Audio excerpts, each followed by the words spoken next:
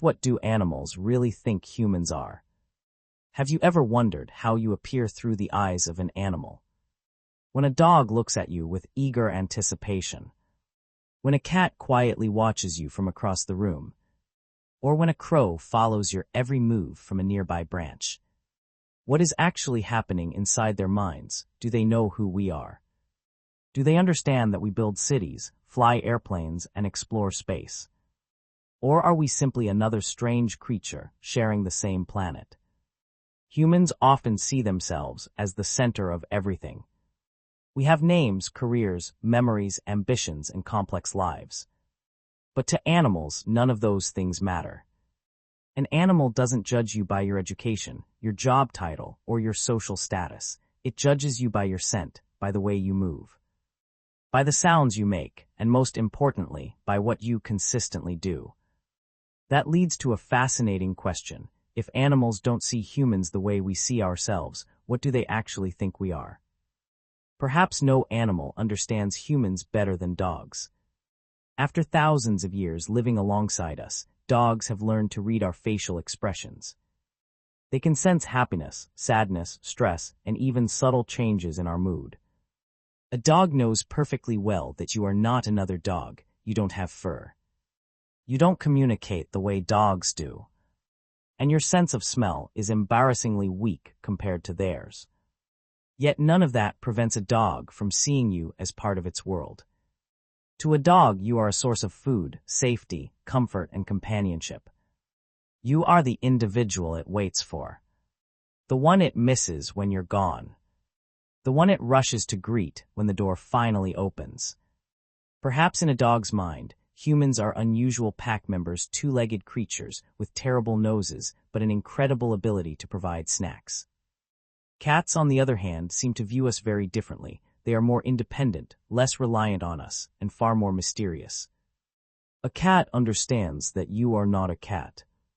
Yet it often treats you in ways remarkably similar to how it interacts with other felines. It rubs against your legs. It slowly blinks at you. It chooses to rest near you when it feels secure. One of the most interesting facts about cats is that adult cats rarely meow at each other. Instead, they reserve much of that vocal communication for humans. Over generations, cats may have developed a special language specifically designed for interacting with us. If that's true, perhaps cats see humans as giant, somewhat clumsy creatures that can be trained surprisingly well. Horses offer an entirely different perspective. Unlike dogs and cats, horses evolved as prey animals. Their survival has always depended on detecting danger before it arrives. As a result, horses are masters at reading body language. They notice tension, nervousness, confidence, and fear. The strange thing is that humans possess many features commonly associated with predators. Our eyes face forward. We walk directly toward things. We focus intensely on what interests us. Yet we also feed horses, care for them, and protect them. To a horse, humans may seem like a living contradiction, creatures that look dangerous but often behave like trusted allies. Birds such as parrots, ravens, and crows may view us in even more complex ways. These animals don't simply recognize humans, they recognize individuals. A crow can remember the face of someone who threatened it years ago. More remarkably, it can share that information with other crows. That means you are not just a human in the mind of a crow, you are you. A kind person may be remembered. A dangerous person may be avoided. A familiar person may even be trusted. For many intelligent birds, humans are wingless giants with extraordinary control over food, shelter, light, and attention. That makes us powerful figures in their world, but what about wild animals? A deer in the forest doesn't care about your name. A fox isn't interested in your profession. They focus on much simpler questions. Are you dangerous? Are you approaching? Should they stay or run? For many wild species, humans fall into only a few categories: threat, non-threat, or background presence. In cities, animals have learned to adapt to our constant existence. Pigeons often treat humans as part of the urban landscape. Squirrels may see us as large moving obstacles that occasionally drop food. And raccoons might view human civilization as an elaborate machine designed to produce delicious leftovers. Under the ocean, the story becomes even stranger. Dolphins often appear curious about humans. To them, we may seem like awkward swimmers who require equipment just to spend a few minutes underwater. Whales likely see us as incredibly small.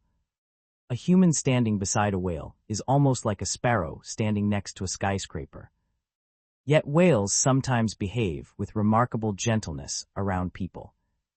Not necessarily because they understand us, but because they recognize our vulnerability. Then there are octopuses, among the most unusual intelligent creatures on Earth. An octopus experiences reality in ways we can barely imagine. Its arms can explore independently. Its skin can change color instantly. Its nervous system operates very differently from our own. Some octopuses can recognize specific caretakers. Others react differently to different people. They may not know exactly what humans are, but they clearly understand that we matter. And this leads to perhaps the most important realization of all.